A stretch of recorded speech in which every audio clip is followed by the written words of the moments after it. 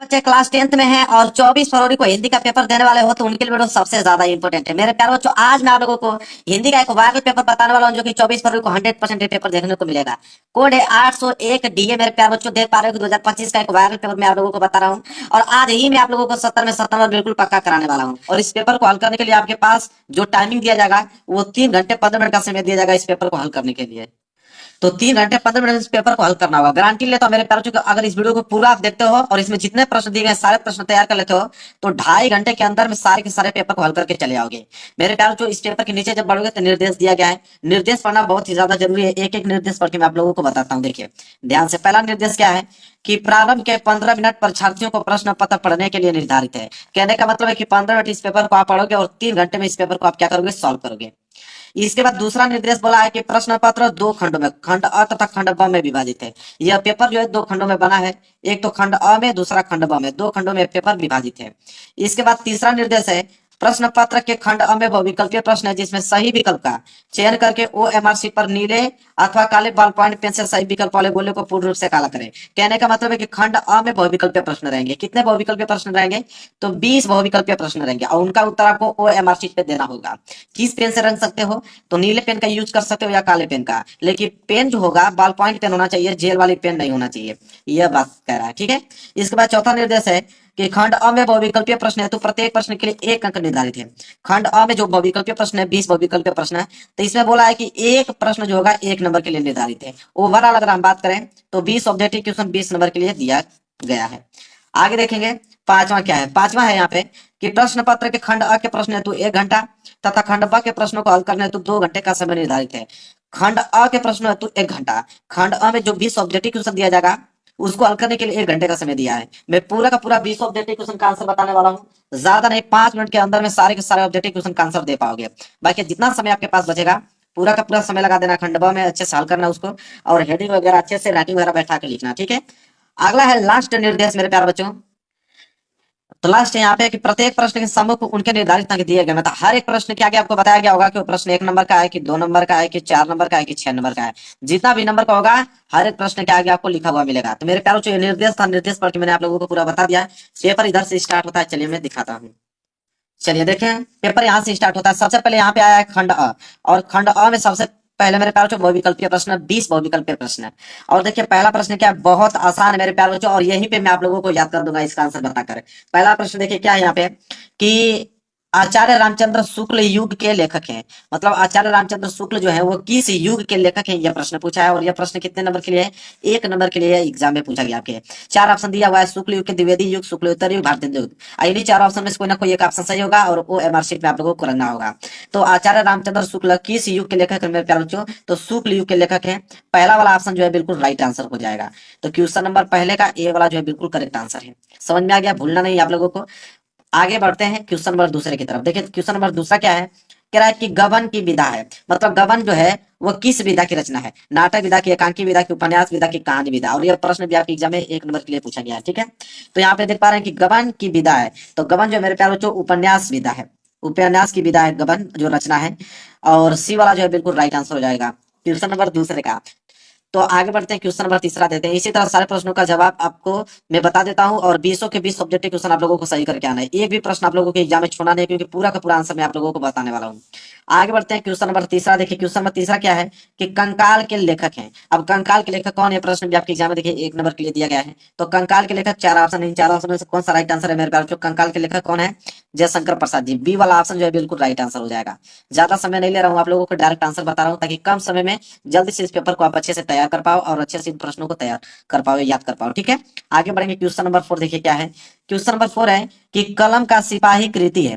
देखिए कलम का सिपाही एक कृति है, और किनकी कृति है यह प्रश्न पूछा है। और ये प्रश्न कितने नंबर के लिए? 1 नंबर के लिए प्रश्न ये दिया गया है। तो इसका राइट आंसर हो जाएगा कलम के सिपाही कृति के जो लेखक हैं वो अमृत राय जी हैं। कौन है? अमृत राय जी। डी वाला ऑप्शन जो है बिल्कुल राइट आंसर हो जाएगा क्वेश्चन नंबर 4 का डी। क्लियर है। आगे बढ़ेंगे क्वेश्चन नंबर 5। क्वेश्चन नंबर 5 देखिए क्या है, शुक्ल युग की समय अवधि है। तो यहाँ पे शुक्ल युग की समय अवधि पूछा है और ये प्रश्न आपके एग्जाम में 1 नंबर के लिए दिया गया है। तो शुक्ल युग की समय अवधि जो मेरे प्यारे बच्चों कितनी मानी जाती है, तो 1919 से लेकर 1938 तक। बी वाला ऑप्शन जो है बिल्कुल राइट आंसर हो जाएगा क्वेश्चन नंबर 5 का। तो ये प्रश्न बहुत ज्यादा इंपॉर्टेंट है, आपको भूलना नहीं है। 20 के 20 ऑब्जेक्टिव क्वेश्चन तैयार होना चाहिए आपको।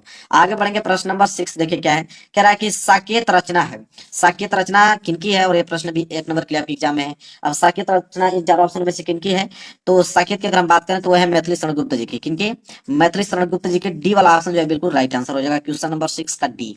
आगे बढ़ेंगे प्रश्न नंबर 7 देखिए क्या है, कह रहा है कि महादेवी वर्मा कवित्री है। महादेवी वर्मा कवित्री है, किस युग की कवित्री है, यह प्रश्न पूछा है 1 नंबर के लिए। प्रगतिवाद युग की, द्विवेदी युग की, छायावाद युग की, प्रयोगवाद युग की।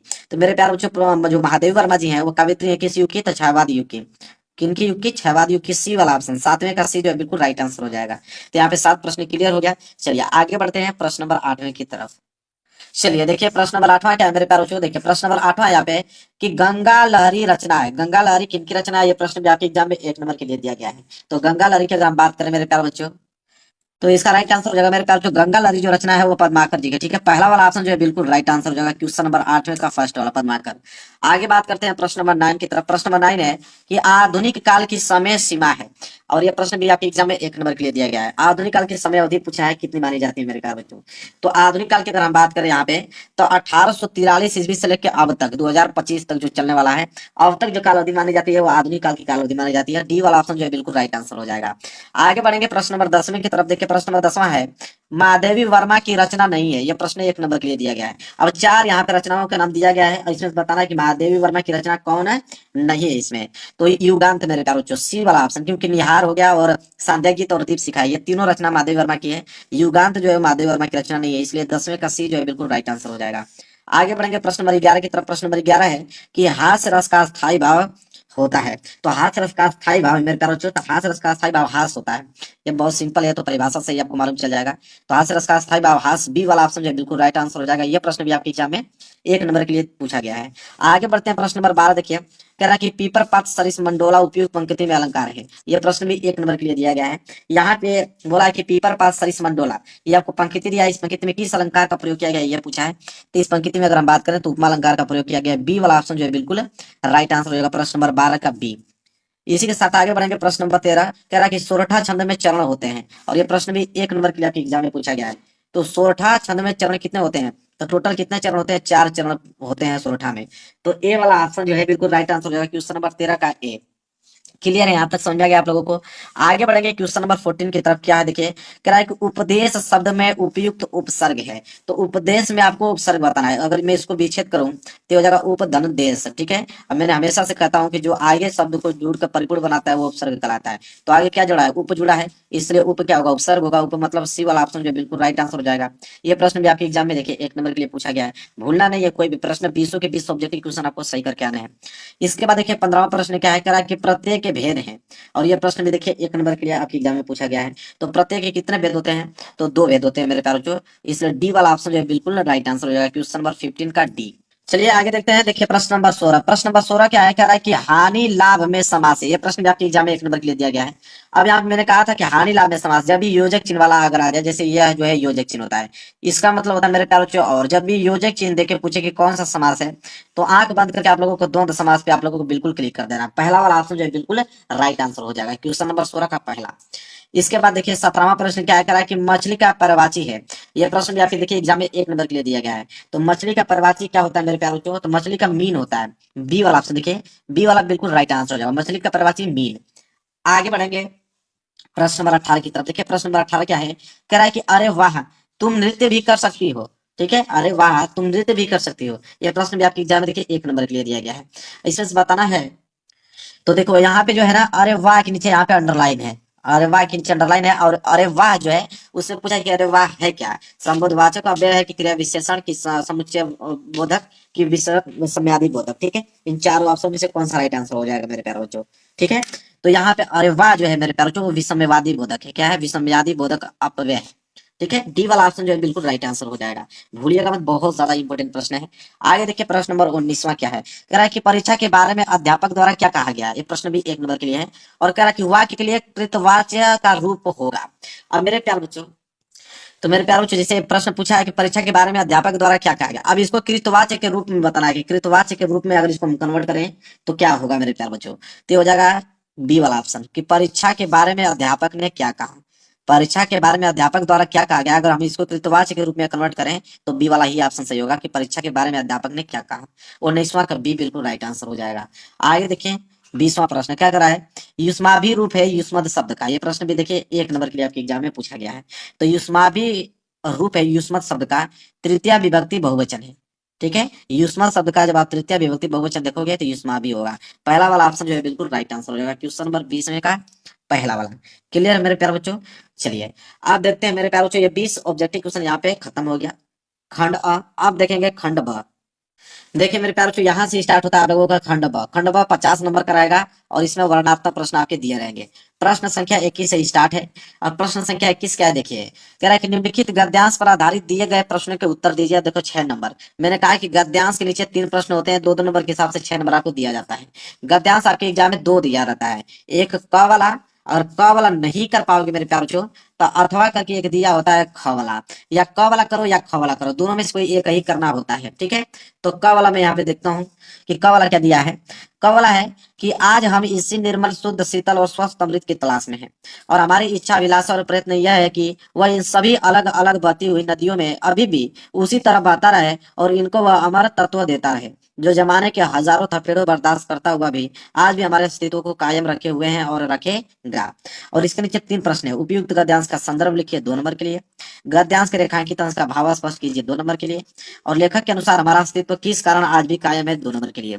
तीनों प्रश्नों का जवाब दे दोगे तो 2-2 नंबर के हिसाब से 6 नंबर दिया जाएगा। अगर क वाला आपको दिक्कत हो रहा है याद करने में तो कोई दिक्कत नहीं है, आप अथवा करके ख वाला नीचे दिया गया उसको आप कर सकते हो, या क वाला करो या ख वाला, दोनों बातें एक ही है। तो ख वाला क्या देख लो, कह रहा है कि यह कोई बात नहीं है कि एक ही स्वभाव और रुचि के लोगों में मित्रता हो सकती है। समाज में विविधता देखकर लोग एक दूसरे की ओर आकर्षित होते हैं। जो गुण हम में नहीं है, हम चाहते हैं कि कोई ऐसा मित्र मिले जिसमें वे गुण हो। चिंताशील मनुष्य प्रफुल्लित चित्त का साथ ढूंढता है, निर्बल बलि का, धीर उत्साही का। ठीक है, और इसके नीचे 3 प्रश्न है। उपयुक्त गद्यांश का संदर्भ लिखिए 2 नंबर के लिए। इसके बाद रेखांकित अंश की व्याख्या कीजिए 2 नंबर के लिए। तीसरा है कि व्यक्ति एक दूसरे की ओर क्या देखकर आकर्षित होता है 2 नंबर के लिए। तो मेरे प्यारे बच्चों, दोनों मैंने बता दिया, क वाला भी बता दिया और ख वाला। अब जो आसान लगेगा वो एग्जाम में याद करके जाइएगा, उसका आंसर देके आइएगा। क और ख दोनों मैंने बता दिया। प्रश्न संख्या 21 जो है बिल्कुल कंप्लीट हो गया। आगे बढ़ेंगे मेरे प्यारे बच्चों प्रश्न नंबर 22 की तरफ। देखिए मेरे प्यारे बच्चों प्रश्न नंबर 22, प्रश्न नंबर 22 क्या है उसको ध्यान से देखिए। प्रश्न नंबर 22 है मेरे प्यारे बच्चों यहाँ पे कि दिए गए पद्यांश पर आधारित प्रश्नों के उत्तर दीजिए। ये पद्यांश है, ठीक है, और पद्यांश भी देखिए 6 नंबर के लिए ही है। पद्यांश में भी 2 ऑप्शन देता है, एक क वाला एक ख वाला। मैं दिखा देता हूँ, देखिए एक क वाला है। क वाला अगर नहीं कर पाओगे तो अथवा करके नीचे देखिए यहाँ पे आपको ख वाला दिया है, तो दोनों में से कोई एक ही आपको करना है। पहले क वाला देखिए क्या है। क वाला है कि निर्गुण कौन देश को वासी, मधुकर कही समझाई सौदे, बूझती साच न हासी। क है जननी, कौन है जननी, कौन नारी को दासी, कैसे वरण भेष है कैसो कहीं रस्म अभिलाषी। पावेगो पुनि कियो आपनो जोरे करेगो गासी, सुनत मौन रघो बावरो सुर सबे मति नासी। यह है आपका पद्यांश, और पद्यांश के नीचे 3 प्रश्न है। उपयुक्त पद्यांश का संदर्भ लिखेंगे तो 2 नंबर दिया जाएगा। रेखांकित अंश की व्याख्या करेंगे तो 2 नंबर दिया जाएगा। मधुकर शब्द का क्या अर्थ है 2 नंबर यहाँ पे दिया जाएगा। 6 नंबर यहाँ से क्लियर हो जाएंगे आपको। अगर ये क वाला नहीं आता है तो अथवा करके आपको ख वाला दिया है कि अतुलनीय जिसके प्रताप का, साची है प्रत्यक्ष दिवाकर, घूम घूम कर देख चुका है जिनकी निर्मल कीर्ति निशाकर। इसके नीचे और है जो कि इधर दिया गया, मैं दिखाता हूँ। उसी के नीचे मेरे प्यारे, जो देख चुके हैं जिनका वैभव, ए नभ है अनंत तरागण, अगणित बार सुन चुका है नभ, जिनका विजय घोष रण गर्जन। अब इसके नीचे भी 3 प्रश्न है देखिए। उपयुक्त पद्यांश का संदर्भ लिखेंगे तो 2 नंबर आपको दिया जाएगा। इसके बाद रेखांकित अंश की व्याख्या करेंगे तो 2 नंबर दिया जाएगा। इसके बाद उपयुक्त पद्यांश में किसकी महिमा का वर्णन किया गया है 2 नंबर यहाँ से दिया जाएगा। तो 6 नंबर यहाँ से मेरे प्यारे बच्चों क्लियर हो जाएंगे आपको। या तो क वाला कीजिए या ख वाला कीजिए, दोनों में से कोई करेंगे 6 नंबर आपको दिया जाएगा। आगे देखिए प्रश्न नंबर 23वां। प्रश्न नंबर 23वां क्या है, दिए गए संस्कृत गद्यांश में से किसी एक का संदर्भ सहित हिंदी में अनुवाद कीजिए। अब ये संस्कृत का गद्यांश है, और संस्कृत का गद्यांश आपके एग्जाम में 5 नंबर के लिए पूछा जाता है। देखिए क वाला है मेरे प्यारे बच्चों यहाँ पे ऐसा नगरी भारतीय संस्कृति वाला, या क वाला कीजिए क वाला नहीं अगर आपको आ रहा है मेरे प्यारे बच्चों, कोई दिक्कत नहीं है। क वाला नहीं आ रहा है तो अथवा करके आपको एक और ऑप्शन दिया है ख वाला। देखो यहाँ पे अस्माक संस्कृति सदा गतिशील वर्धते वाला, ठीक है। यहाँ से लेके यहाँ तक मैं लाइन इसको खींच देता हूँ, यहाँ से लेके यहाँ तक है। या क वाला करो या ख वाला करो, दोनों में दिखा देता हूँ। दोनों को संदर्भ सहित हिंदी में अनुवाद करना है और 5 नंबर आपको मिल जाएगा। या ख वाला करिए या क वाला भी दिखा रहा हूँ, इसको कीजिए। क ख दोनों में से कोई एक ही करना है, 5 नंबर आपको दे दिया जाएगा। आगे देखिए प्रश्न नंबर 24 क्या है मेरे प्यारे बच्चों। दिए गए संस्कृत पद्यांश में से किसी एक का संदर्भ सहित हिंदी में अनुवाद कीजिए। तो देखिए ये आपका संस्कृत का पद्यांश है, और संस्कृत पद्यांश भी आपके एग्जाम में 5 नंबर के लिए आता है। इसमें आपको देखिए क वाला दिया है ना, क वाला अगर नहीं कर पाओगे ना तो अथवा करके एक और दिया है, पीछे मैं आपको दिखाता हूँ। देखिए अथवा करके मेरे प्यारे बच्चों यहाँ पे ख वाला दिया है, क वाला नहीं कर पाओगे तो ख वाला ऑप्शन में दिया है, ये वाला। तो यहाँ पे मैं इसको घेर देता हूँ, यहाँ से लेके यहाँ तक इसको आप नोट कर लीजिए। क और ख दोनों में से कोई एक ही करना, जो आसान लगेगा वो एग्जाम में करके आइएगा। आगे देखेंगे प्रश्न नंबर 25वां, देखिए क्या है। अपने पठित खंड काव्य के आधार पर निम्नलिखित प्रश्नों में से किसी एक का उत्तर दीजिए। 3 नंबर के लिए है मेरे प्यारों। ये खंड काव्य में हमेशा से कहता हूँ कि जिला वाइज आता है, जो आपके जिला में पूछा जाएगा वही आपको खंड काव्य करना है।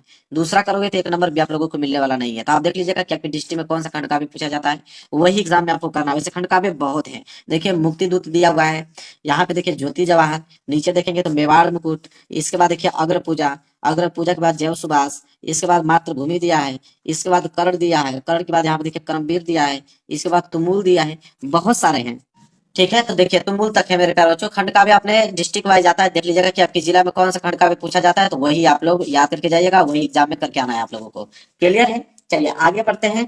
अगला प्रश्न देखिए, प्रश्न नंबर यहाँ पे 26, और प्रश्न नंबर 26वां क्या है, प्रश्न 26 का क। प्रश्न 26 का क है कि दिए गए लेखकों में से किसी एक का जीवन परिचय देते हुए उनकी प्रमुख रचना का उल्लेख कीजिए। अब ये लेखक का जीवन परिचय आपके एग्जाम में 5 नंबर के लिए पूछा जाता है। अब यहाँ पे 3 ऑप्शन है, आचार्य रामचंद्र शुक्ल जी, जयशंकर प्रसाद, डॉक्टर राजेंद्र प्रसाद। अब तीनों लोगों में से किसी एक लोग का जीवन परिचय आप लोगों को लिखना है और रचना सही, क्योंकि 3 नंबर जीवन परिचय पे और 2 नंबर रचना पे मिलता है। तो रचना बहुत ही ज्यादा जरूरी है, और अब तक कोई ऐसा विद्यार्थी नहीं होगा जिसको जीवन परिचय ना याद हो। सारे बच्चों को जीवन परिचय याद होगा, लिख के आइएगा, 5 नंबर क्लियर हो जाएगा। इसी तरह 26 का ख दिया है। 26 का ख क्या है कि दिए गए कवियों में से किसी एक कवि का जीवन परिचय देते हुए उनकी प्रमुख रचना का उल्लेख कीजिए। और ये अभी कितने नंबर का है, 5 नंबर का है। इनके पास भी आपके पास 3 ऑप्शन दिए गए हैं। पहला तुलसीदास जी, सुमित्रा कुमारी चौहान जी, तीसरा बिहारी जी। 3 लोगों में से किसी एक लोग का ही जीवन परिचय लिखना है। 3 नंबर जीवन परिचय पे, 2 नंबर रचना पे। रचनाएं बहुत इंपॉर्टेंट है, क्योंकि 2 नंबर आपको देकर जाएंगे, इसलिए रचनाएं जरूर से जरूर आपको लिखना है। क्लियर है, प्रश्न 26 का क और ख दोनों बता दिया, 10 नंबर यहाँ से जीवन परिचय से ही आपको क्लियर हो गए। आगे बढ़ेंगे मेरे प्यारे बच्चों। अगला प्रश्न है प्रश्न नंबर 27वां, देखिए क्या है। अपने पाठ्य पुस्तक में से कंठस्थ कोई एक श्लोक लिखिए जो इस प्रश्न पत्र में न आया हो। आपको एक श्लोक लिखना पड़ेगा, और मैंने अभी आप लोगों को संस्कृत का पद्यांश दिखाया था। संस्कृत के पद्यांश को इस श्लोक बोला जाता है, या नहीं कि वही जो दिया था वही उठा के लिख दें। उसको लिखोगे तो 1 नंबर भी आप लोगों को मिलने वाला नहीं है, क्योंकि इसमें ऑलरेडी बोल रखा है कि जो इस प्रश्न पत्र में ना आया, कोई दूसरा लिखना पड़ेगा। 2 ठे याद कर लीजिएगा आप लोग, कोई श्लोक, और दोनों में से कोई एक लिख दीजिएगा जो इस पेपर में ना आया हो। 2 नंबर आपको क्या हो जाएंगे, क्लियर हो जाएंगे। चलिए प्रश्न नंबर 27 के बाद आगे बढ़ेंगे प्रश्न नंबर 28 की तरफ। निम्नलिखित में से किन्हीं 2 प्रश्नों के उत्तर संस्कृत में दीजिए। 4 प्रश्न आपके पास हैं, पहला, दूसरा, तीसरा, चौथा। 4 प्रश्नों में से किन्हीं 2 ही प्रश्नों का उत्तर संस्कृत में देना है। 1-1 नंबर के हिसाब से यहाँ पे, तो 1-1 नंबर के हिसाब से 2 नंबर आपको दे दिया जाएगा यहाँ पे, ठीक है। तो 4 में से किन्हीं 2 ही प्रश्नों का उत्तर आपको संस्कृत में देना है। क्लियर है, चलिए जो आसान लगेगा वो याद करके जाइएगा, 2 प्रश्नों का उत्तर दे दीजिएगा। आइए देखिए प्रश्न नंबर 29। निम्नलिखित में से किसी एक विषय पर निबंध लिखिए, और यह 7 नंबर के लिए निबंध है मेरे प्यारे बच्चों, ठीक है। निबंध में देखिए 4 ऑप्शन दिए आपके पास। आतंकवाद का कारण और निवारण बताइए, वृक्षारोपण बताइए, और मेरा प्रिय कवि, और चौथा है नारी शक्तिकरण। अब इन चारों में से किसी एक विषय पर ही आप लोगों को निबंध लिखना है मेरे प्यारे बच्चों। 30वां प्रश्न और इस पेपर का लास्ट प्रश्न है मेरे प्यारे बच्चों। क्या है 30वां प्रश्न है कि बिजली समस्या के निराकरण हेतु अपने जिले के बिजली विभाग को एक शिकायती पत्र लिखिए, ठीक है। और 4 नंबर के लिए दिया है शिकायती पत्र।